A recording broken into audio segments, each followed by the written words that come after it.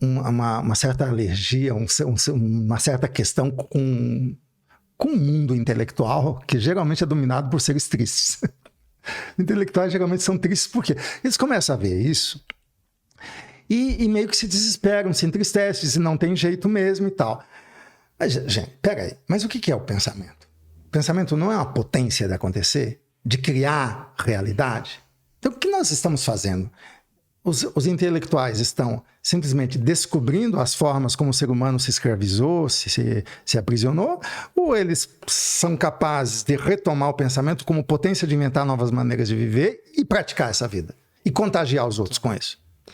Total. Isso é uma coisa... Então, a alegria...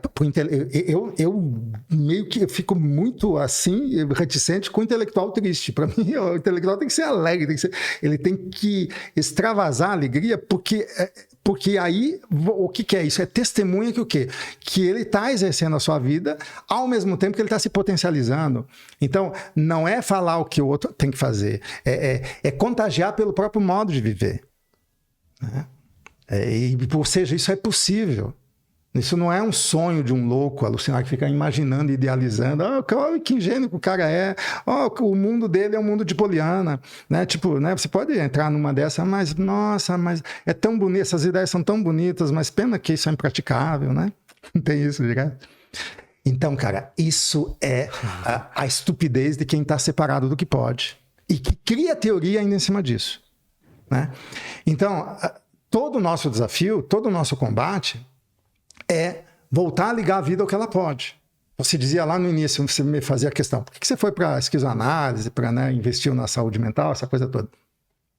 Justamente porque houve uma época, e aí tinha esse efeito da filosofia, que eu dizia lá no começo, né, efeito clínico da filosofia. Eu passei uma década ou mais, 2 décadas exercendo a filosofia, dessa maneira, e aí eu disse, cara, tem que levar o pensamento, já dizia o Lefort, até você vê isso em filmes de Godard, né, dizendo assim, é preciso levar o pensamento para a política, porque a política é exercida sem pensamento.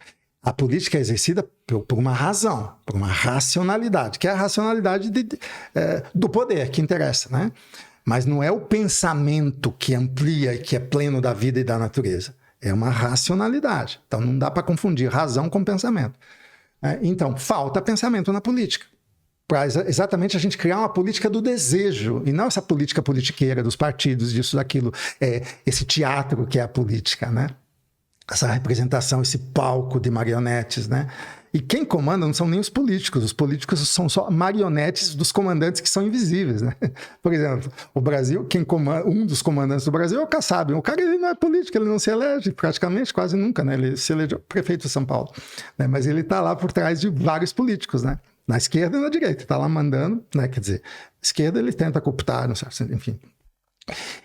Então, a política é esse palco. Mas a grande política, como falava Nietzsche, ou então a micropolítica, como fala Foucault e Deleuze, a microfísica do poder, né? Entrar nesses... Como é que o afeto é político, necessariamente, né? Então, e aí eu queria levar o pensamento até para os partidos, né? Ou para seja lá quem fosse, vamos fazer uma política com pensamento, né? Ninguém se interessava. Eu queria pensar as formações sociais, pensar os vários tipos de Estado, os vários tipos de governo, os vários tipos de produção material e de relações de sociabilidade nessa produção material. Ninguém se interessava.